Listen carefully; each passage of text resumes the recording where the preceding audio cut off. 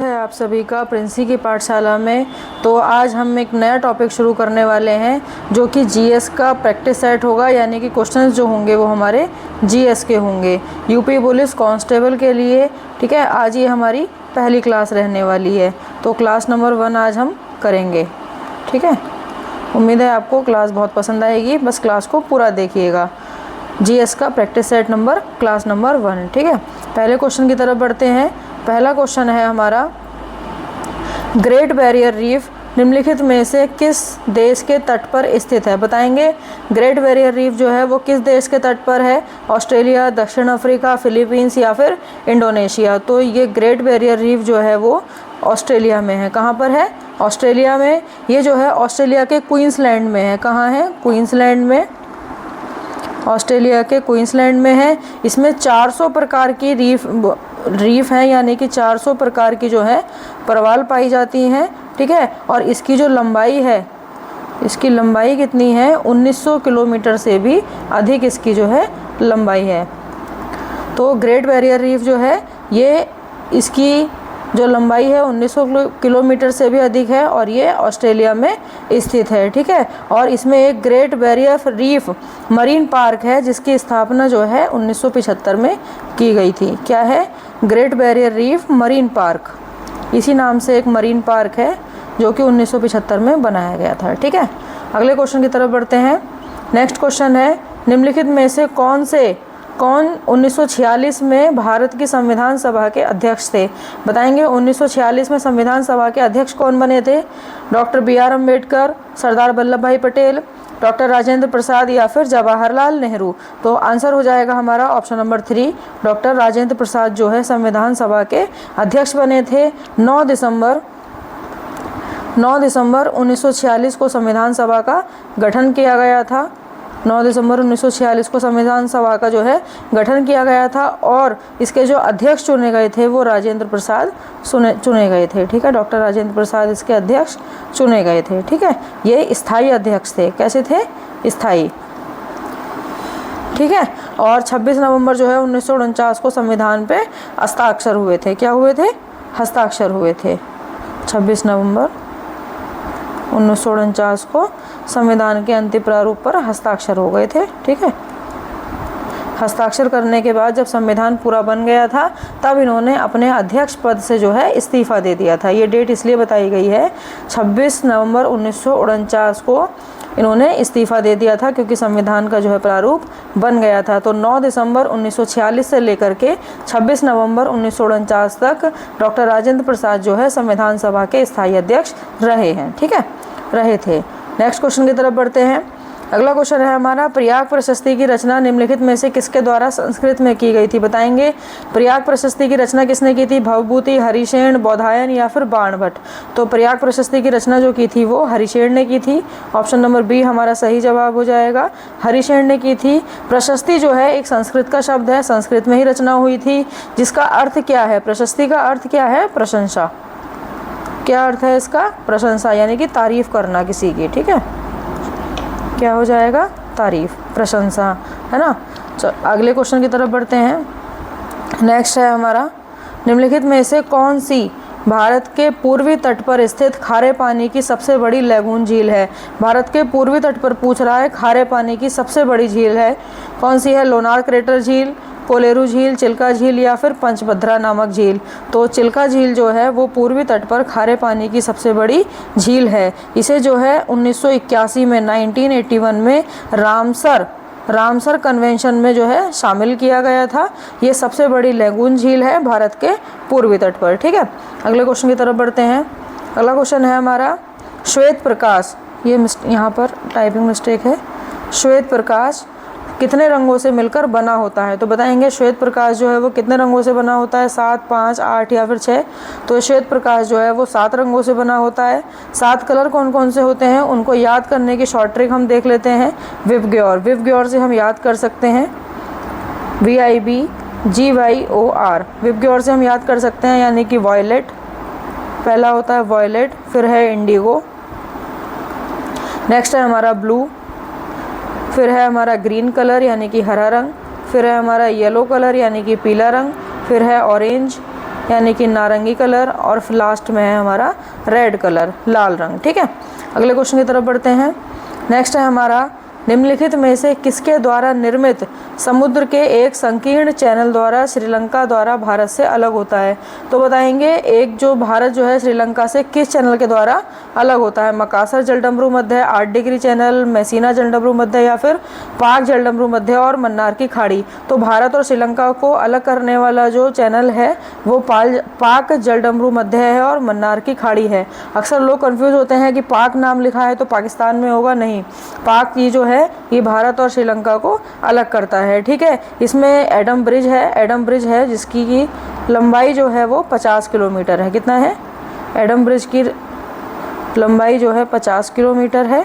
ठीक है, ये पाक जलडमरू मध्य जो है ये भारत यानी कि तमिलनाडु को, भारत के तमिलनाडु को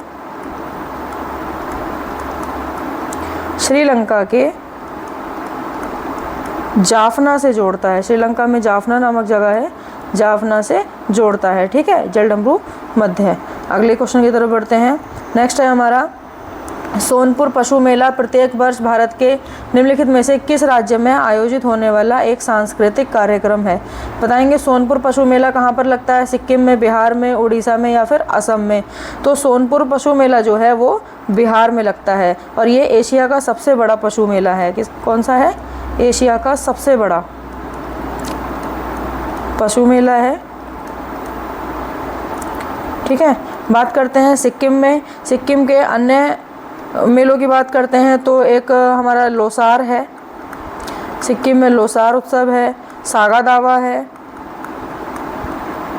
ठीक है, और ओडिशा की बात करते हैं तो ओडिशा में रथ यात्रा है। क्या है सबसे प्रसिद्ध? रथ यात्रा है। दुर्गा पूजा है, दुर्गा पूजा पश्चिम बंगाल में भी है लेकिन उड़ीसा में भी है। राजा परवा है। क्या है? राजा परवा। असम की बात करें तो असम में बिहू, अम्बुबाची मेला, ये कुछ प्रसिद्ध जो है मेले हैं। ठीक है, अगले क्वेश्चन की तरफ बढ़ते हैं। नेक्स्ट है हमारा, अंगूर की खेती, उपज और कटाई को निम्नलिखित में से किस नाम से जाना जाता है? बताएंगे अंगूर की खेती और उपज। अंगूर की खेती को किस नाम से जानेंगे? विटीकल्चर, सेरिकल्चर, हॉर्टिकल्चर या फिर पिसिकल्चर? तो जो अंगूर की खेती होती है उसे हम विटीकल्चर के नाम से जानते हैं। सेरिकल्चर क्या होता है? सेरिकल्चर में कैटरपिलर का पालन होता है। कैटरपिलर का क्या होता है? कैटरपिलर के पालने से जो है कच्चे रेशम का उत्पादन होता है। सेरिकल्चर मतलब रेशम का उत्पादन, रेशम का उत्पादन। ठीक है, हॉर्टिकल्चर क्या होता है? हॉर्टिकल्चर जो है ये इस एक प्रकार की कृषि है जिसमें हॉर्टिकल्चर में फल और सब्जियां उगाई जाती हैं। क्या होता है इसमें? फल और सब्जियां उगाते हैं हॉर्टिकल्चर में। पिसिकल्चर में होता है मत्स्य पालन, मछली पालन। ठीक है, मछली पालन को पिसिकल्चर कहते हैं। अगले क्वेश्चन की तरफ बढ़ते हैं। नेक्स्ट है हमारा, बैलाडीला की पहाड़ियों बैल के कुबड़ की तरह दिखती है। जो बैलाडीला की पहाड़ियां हैं वो बैल के कुबड़ की तरह दिखती हैं। पहाड़ियों की श्रृंखला भारत के निम्नलिखित में से किस राज्य में स्थित है? तो बताएंगे बैलाडीला की पहाड़ी जो है किस राज्य में है? केरल में है, छत्तीसगढ़ में है, कर्नाटक में है या फिर तमिलनाडु में है? तो जो बैलाडीला की पहाड़ी हैं वो छत्तीसगढ़ में है। ठीक है, इसे जो है इसमें जो है लौह अयस्क क्षेत्र को इसका नाम मिला हुआ है, यानी कि इसमें लौह अयस्क क्षेत्र है और इसमें जो है इन पहाड़ी के अंदर 14 भंडार हैं। अल्ट्रा हाई ग्रेड हेमेटाइट के जो है 14 भंडार हैं। किसके? अल्ट्रा हाई ग्रेड हेमेटाइट जो है लोहे का एक प्रकार है, उसके इसमें 14 भंडार हैं। ठीक है, अगले क्वेश्चन की तरफ बढ़ते हैं। नेक्स्ट है हमारा, भारत में जनगणना संगठन के लिए सर्वोच्च पद कौन सा है?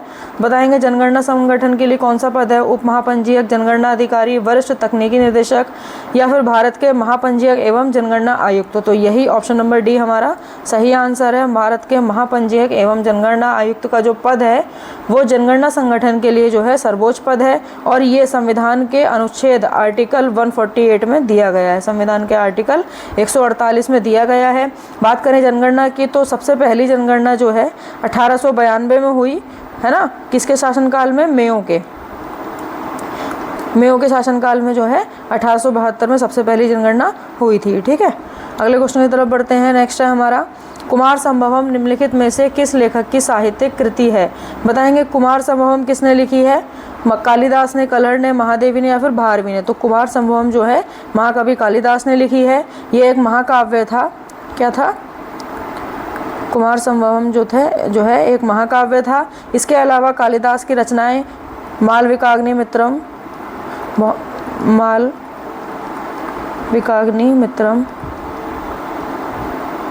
इसमें मालविका और अग्निमित्र के बारे में वर्णन किया गया है। दूसरी है अभिज्ञान शाकुंतलम।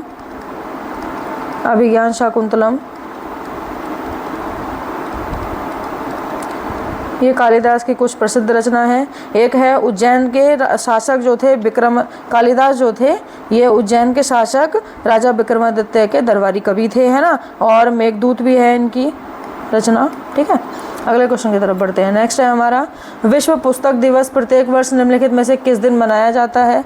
तो विश्व पुस्तक दिवस जो है 7 अप्रैल, 23 अप्रैल, 25 जून या फिर 5 जून? बताएंगे पुस्तक दिवस कब मनाया जाता है? तो पुस्तक दिवस जो है आपका वो 23 अप्रैल को मनाया जाता है। प्रत्येक वर्ष 23 अप्रैल को मनाया जाता है। और ये शेक्सपियर की पुण्यतिथि जो है 23 अप्रैल को होती है, इसलिए शेक्सपियर की पुण्यतिथि के रूप में विश्व पुस्तक दिवस मनाया जाता है। तो शेक्सपियर की पुण्यतिथि के रूप में, शेक्सपियर की पुण्यतिथि के अवसर पर। ठीक है, ये बात नहीं जानते होंगे आप लोग कि शेक्सपियर की पुण्यतिथि के अवसर पर विश्व पुस्तक दिवस जो है 23 अप्रैल को मनाया जाता है। अगले क्वेश्चन की तरफ बढ़ते हैं। नेक्स्ट है हमारा निम्नलिखित में से किस राज्य के कुछ हिस्सों में 400 वर्ष पहले नहर सिंचाई की एक प्रणाली विकसित की हुई थी जिसे कुल्ह कहा जाता था? तो एक नहर प्रणाली है जिसे कुल्ह कहा जाता था, तो वो कौन से राज्य में? हिमाचल में, गुजरात में, केरल में या फिर कर्नाटक में? तो ये जो है कुल्ह जो है हिमाचल प्रदेश में है। ये 400 वर्ष पहले नहर सिंचाई जो है स्थापित हुई थी। ठीक है, विकसित हुई थी हिमाचल प्रदेश में। अगले क्वेश्चन की तरफ बढ़ते हैं। नेक्स्ट है हमारा national aluminium company limited NALCO का पंजीकृत कार्यालय निम्नलिखित में से किस स्थान पर है? तो जो नालको की स्थापना हुई है वो 1981 में हुई है। कब हुई है? 1981 में हुई है। ये जो है देश के सबसे बड़े बॉक्साइट, एल्यूमिनियम और पावर कॉम्प्लेक्स में से एक है। तो बॉक्साइट और एल्यूमिनियम का पावर कॉम्प्लेक्स है नालको जो है बॉक्साइट और एल्यूमिनियम का। ठीक है, बात करें इसके कार्यालय की, तो इसका कार्यालय जो है भुवनेश्वर उड़ीसा में है। तो ऑप्शन नंबर ए हमारा सही जवाब हो जाएगा। अगले क्वेश्चन की तरफ बढ़ते हैं। नेक्स्ट है हमारा किस देश की शहरी क्षेत्रों में रहने वाली आनुपातिक जनसंख्या में वृद्धि को निम्नलिखित में से क्या कहा जाता है? बताएंगे क्या कहा जाएगा? शहरी क्षेत्र में रहने वाली जनसंख्या वृद्धि को औपनिवेशीकरण, शहरीकरण, ग्रामीकरण या फिर अनियोजित विकास? तो इसको हम शहरीकरण कहेंगे, शहरी क्षेत्र में रहने वाली जो है जनसंख्या में वृद्धि को। बढ़ते हैं अगले क्वेश्चन की तरफ। नेक्स्ट है हमारा विश्व स्वास्थ्य संगठन WHO का मुख्यालय निम्नलिखित में से किस स्थान पर स्थित है? WHO का मुख्यालय जो है बताएंगे कौन से स्थान पर है? Brussels Belgium, Amsterdam Netherland, Paris France या फिर जिनेवा स्विट्जरलैंड? तो WHO का जो मुख्यालय है वो जिनेवा स्विट्जरलैंड में स्थित है। ऑप्शन नंबर 4 हमारा सही आंसर हो जाएगा। WHO की स्थापना कब हुई थी? 7 अप्रैल। WHO की जो स्थापना है 7 अप्रैल 1948 को इसकी स्थापना हुई थी। इसमें जो है 1946 में ही यानी कि 2 साल पहले ही 51 देशों ने और 10 अन्य देशों ने जो है 1946 में ही यानी कि टोटल 61 देशों ने जो है 51 + 10 61 देशों ने 1946 में ही इस पर हस्ताक्षर कर दिए थे। ठीक है, तो इसका जो मुख्यालय है वो जिनेवा स्विट्जरलैंड में है। अगले क्वेश्चन की तरफ बढ़ते हैं। नेक्स्ट है हमारा सुरहा ताल प्रसिद्ध अभ्यारण्य है। सुरहा ताल जो है एक अभ्यारण्य है जिसमें साइबेरिया और अन्य ठंडे क्षेत्रों से कई प्रवासी पक्षी भी आते हैं। उत्तर प्रदेश के निम्नलिखित किस जिले में है? तो बताएंगे सुरहा ताल किस जिले में है? गोंडा में, बलिया में, संत कबीर नगर में या फिर एटा में? तो सुरहा ताल जो है वो बलिया में है। कहाँ पर है? सुरहा ताल अभ्यारण्य जो है बलिया में है। ऑप्शन नंबर बी हमारा यानी कि ऑप्शन नंबर 2 हमारा सही जवाब हो जाएगा। इसका जो क्षेत्रफल है 1528 हेक्टेयर है। कितना है? 1528 हेक्टेयर इसका क्षेत्रफल है। ठीक है, अगले क्वेश्चन की तरफ बढ़ते हैं। नेक्स्ट है हमारा निम्नलिखित में से कौन सा सोशल मीडिया प्लेटफॉर्म पेशेवर नेटवर्किंग और नौकरी तलाशने के लिए सबसे उपयुक्त है? बताएंगे नौकरी ढूंढने के लिए हम कौन से सोशल मीडिया प्लेटफॉर्म का यूज़ करते हैं? इंस्टाग्राम का, लिंक्डइन का, फेसबुक का या फिर स्नैपचैट का? तो हमें जो है जॉब अगर ढूंढनी है तो फिर हम लिंक्डइन का यूज़ करेंगे। लिंक्डइन आप एक एप्लीकेशन है, उसको डाउनलोड करेंगे तो वहाँ पर आपको अलग अलग जॉब्स के ऑफ़र दिखाई दे देंगे। और यहाँ पर जो है लिंक्डइन जो है 2003 में लॉन्च किया गया था। ये लॉन्च किया गया था 2003 में। ठीक है, अगले क्वेश्चन की तरफ बढ़ते हैं। नेक्स्ट है हमारा, उत्तर प्रदेश में स्थित भदोही निम्नलिखित में से किस कला के लिए प्रसिद्ध है? तो भदोही जो ज़िला है उसमें क्या होता है? बताएंगे क्या फेमस है वहाँ का? साड़ी बुनाई, कालीन बुनाई, चमकीले मिट्टी के बर्तन या फिर चिकनकारी? बताएंगे भदोही में क्या है? तो भदोही का जो फेमस है वो कालीन बुनाई के लिए प्रसिद्ध है भदोही जो है। बात करें साड़ी बुनाई की तो साड़ी जो है बनारस में प्रसिद्ध है, यानी कि बनारस जो है वो साड़ी के लिए प्रसिद्ध है, उसको वाराणसी भी बोलते हैं। ठीक है, बनारस जो है साड़ी बुनाई के लिए प्रसिद्ध है। चमकीले मिट्टी के बर्तन के लिए खुर्जा जो कि बुलंदशहर में पड़ता है वो प्रसिद्ध है। चमकीले मिट्टी के बर्तन के लिए खुर्जा प्रसिद्ध है। चिकनकारी के लिए, चिकनकारी कहाँ की फेमस है? लखनऊ की। ठीक है, चिकनकारी जो है वो लखनऊ की प्रसिद्ध है। ये पारंपरिक कढ़ाई है। तो भदोही के लिए आंसर हो जाएगा हमारा कालीन बुनाई। ठीक है, अगले क्वेश्चन की तरफ बढ़ते हैं। नेक्स्ट है हमारा, निम्नलिखित में से कौन सा उत्तर प्रदेश का राज्य वृक्ष है? बताएंगे राज्य वृक्ष कौन सा है उत्तर प्रदेश का? बांस, अशोक, बांस या फिर बरगद? तो कौन सा हो जाएगा? अशोक। अशोक का जो पेड़ है, अशोक का जो वृक्ष है वो उत्तर प्रदेश का जो है राज्य वृक्ष है। बात करें तो उत्तर प्रदेश का नाम जो है, उत्तर प्रदेश कब रखा गया? तो 24 जनवरी 1950 को उत्तर प्रदेश का नाम उत्तर प्रदेश रखा गया। उससे पहले इसका नाम था संयुक्त प्रांत। क्या था? संयुक्त प्रांत। ठीक है, अगले क्वेश्चन की तरफ बढ़ते हैं। नेक्स्ट है हमारा, निम्नलिखित में से उत्तर प्रदेश का कौन सा प्रसिद्ध लोक नृत्य धान और मक्के की खेती के दौरान किया जाता है? तो बताएंगे कौन सा नृत्य जो है धान और मक्के की खेती के दौरान किया जाएगा? हुड़का बॉल, चरकुला, कजरी या फिर रसिया? तो ये जो नृत्य है हुड़का बॉल, ये उत्तर प्रदेश में धान और मक्के की खेती के लिए किया जाता है। पहले ये उत्तराखंड में भी किया जाता था। कहाँ किया जाता था? उत्तराखंड में। तो उत्तराखंड के कुमाऊं ज़िले से जो है ये शुरू होता था, उत्तराखंड के कुमाऊं ज़िले से। आगे बढ़ते हैं। नेक्स्ट क्वेश्चन है, बनारस हिंदू विश्वविद्यालय की स्थापना पंडित मदन मोहन मालवीय ने निम्नलिखित में से किसके सहयोग से की थी? तो बनाएंगे BHU।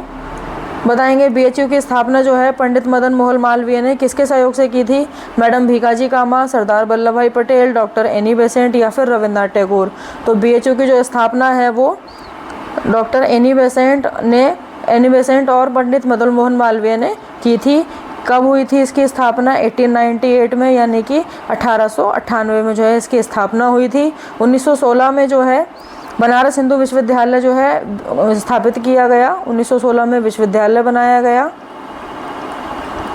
1916 में क्या बनाया गया?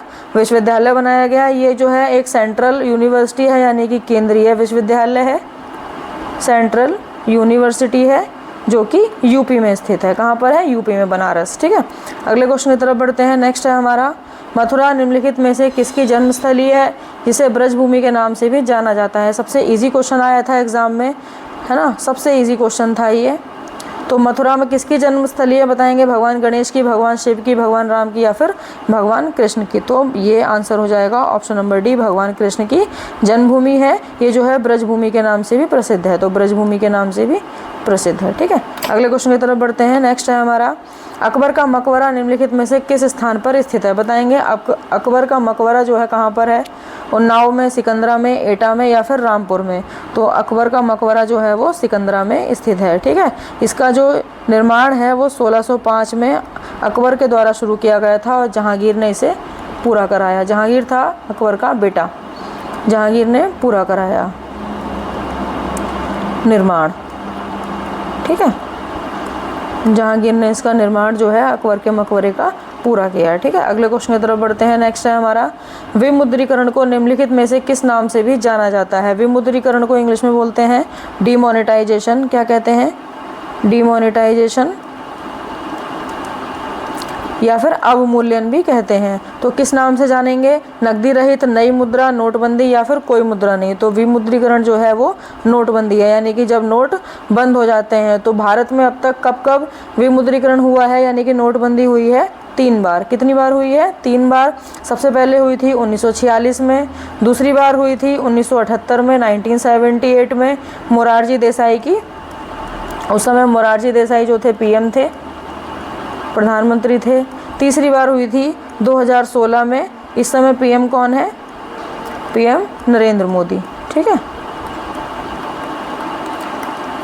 अगले क्वेश्चन की तरफ बढ़ते हैं। नेक्स्ट है हमारा, उत्तर प्रदेश राजस्व संहिता 2006 के अनुसार एक अवधि या एक पट्टे, वचनबद्ध या अनुदान के तहत धारित भूमिखंड को निम्नलिखित में से क्या कहा जाता है? तो बताएंगे धारित भूमिखंड को क्या कहा जाएगा? कृषि भूमि, धृति, समेकित या फिर बाग भूमि। तो इसको कहते हैं धृति। ठीक है, धृति कहते हैं। उत्तर प्रदेश राजस्व संहिता 2006 के अनुसार जो है जिस भूमि का एक ही किराया नियोजन या प्रदान के तहत धारित होता है, यानी कि जिस जमीन का एक ही किराया होता है उसे धृति कहते हैं। अगले क्वेश्चन की तरफ बढ़ते हैं। नेक्स्ट है हमारा, यूपीएसएसएफ का पूरा नाम क्या है? बताएंगे यूपीएसएसएफ का पूरा नाम क्या है?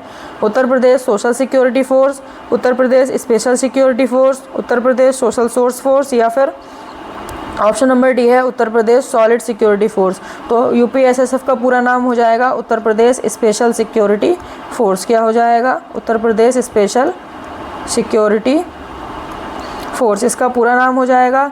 इसका जो गठन हुआ था वो सितंबर 2020 में हुआ था। ठीक है, अगले क्वेश्चन की तरफ बढ़ते हैं। नेक्स्ट है, निवेश मित्र मोबाइल एप्लीकेशन भारत के निम्नलिखित में से किस राज्य की एक पहल है? बताएंगे निवेश मित्र जो मोबाइल एप्लीकेशन है वो कौन से राज्य में शुरू हुई थी? गुजरात में, उत्तर प्रदेश में, असम में या फिर तेलंगाना? निवेश मित्र जो हुई थी वो उत्तर प्रदेश में हुई थी। ये जो है यूपी में व्यापार का रास्ता आसान बनाने के लिए निवेश मित्र एप्लीकेशन को शुरू किया गया था। व्यापार का रास्ता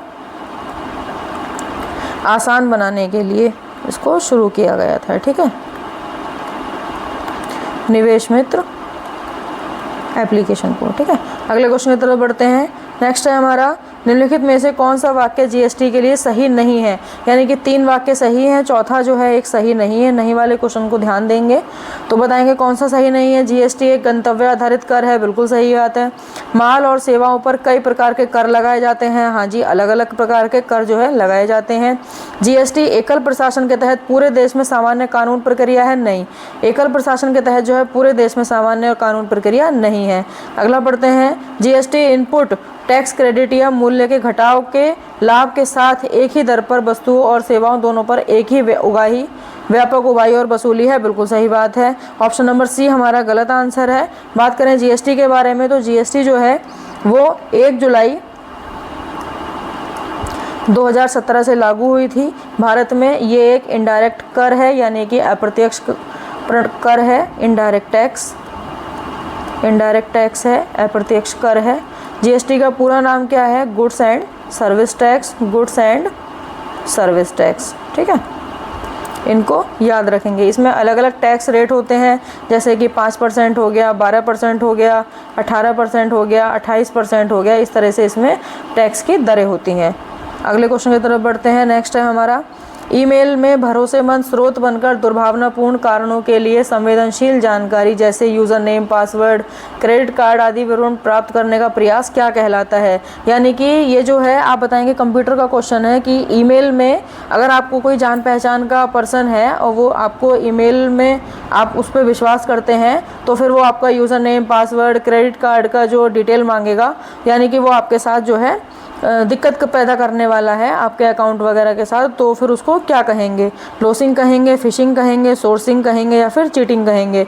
तो इसको हम बोलेंगे फिशिंग। क्या कहेंगे? ईमेल में भरोसेमंद स्रोत बनकर जो है नेम, पासवर्ड, क्रेडिट कार्ड की जो डिटेल जानने का प्रयास करेगा, संवेदनशील जानकारी लेगा, उसको हम फिशिंग कहेंगे। फिशिंग के अलग अलग प्रकार भी हो सकते हैं।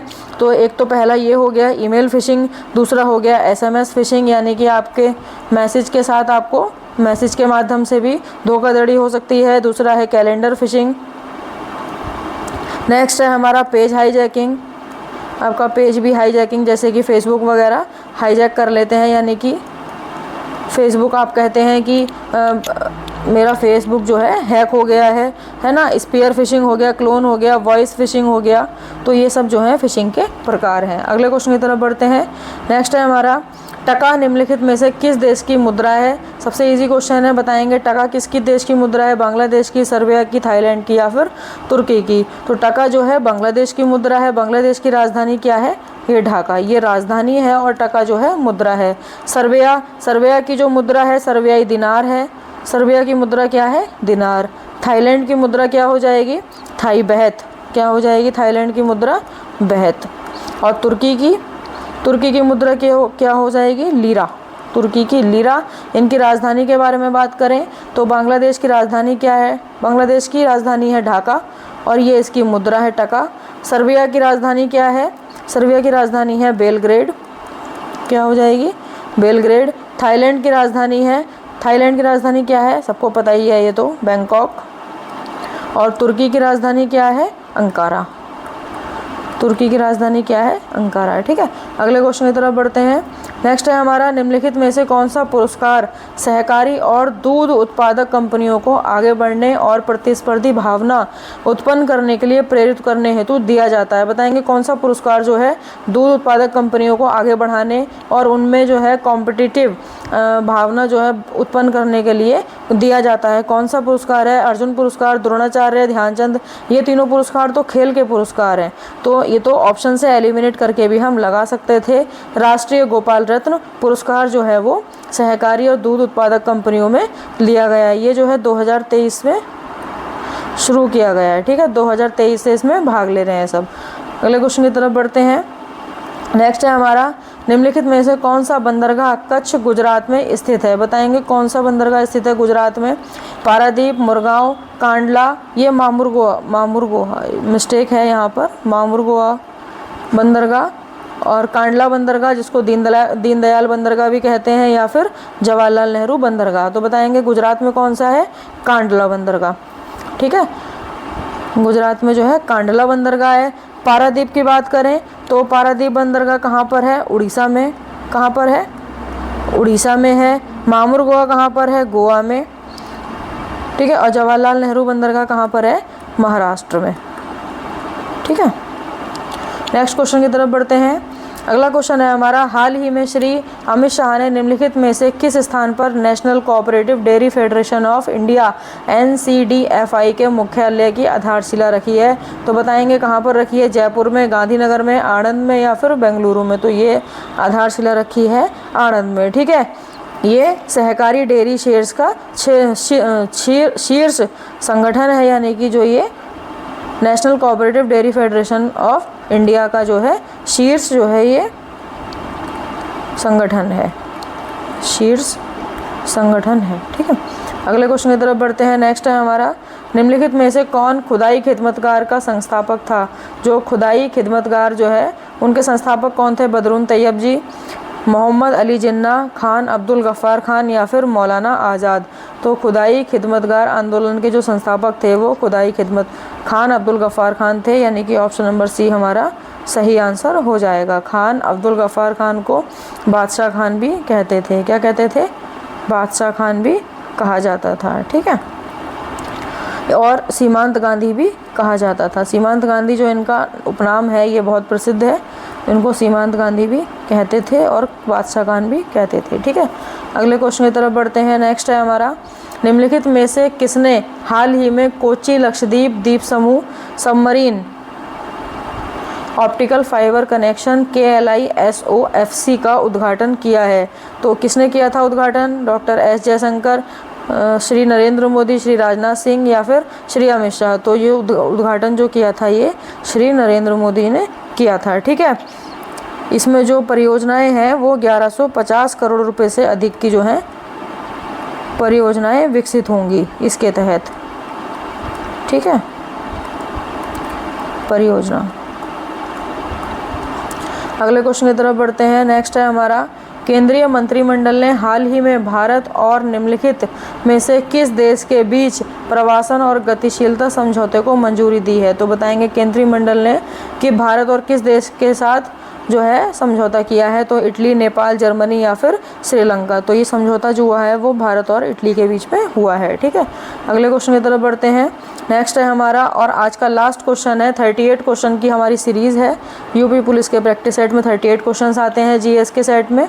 तो हमने इसमें सारे क्वेश्चंस का मिक्सचर किया है, हिस्ट्री के भी क्वेश्चंस हैं, करंट अफेयर के भी हैं, और आपका जो है ज्योग्राफी के भी क्वेश्चंस हैं, पॉलिटी के भी क्वेश्चंस हमने लिए हैं, और स्टैटिक जीके का भी क्वेश्चन था। ठीक है, तो देखेंगे लास्ट क्वेश्चन क्या है। हाल ही में भारतीय नौसेना का fast track attack craft INS Kabra किस स्थान पर पहुंचा है? तो बताएंगे भारतीय नौसेना का फास्ट अटैक क्राफ्ट जो है INS काबरा कहाँ पहुंचा था? पुरुष मालदीव, मातरवारी बंदरगाह बांग्लादेश, कोलंबो श्रीलंका या फिर जेबेल अली बंदरगाह UAE। तो ये पहुंचा था कोलंबो श्रीलंका में। ठीक है, तो 38 क्वेश्चंस हमने पूरे कर लिए हैं। ये हमारी जीएस के प्रैक्टिस सेट की पहली क्लास थी। बताएंगे आपको क्लास कैसी लगी, ज़रूर बताएंगे। एक कमेंट जो है आप ज़रूर ड्रॉप करेंगे आपको क्लास कैसी लगी। मिलते हैं अगले प्रैक्टिस सेट के साथ नेक्स्ट वीडियो में। ठीक है, तब तक के लिए धन्यवाद, पढ़ते रहें।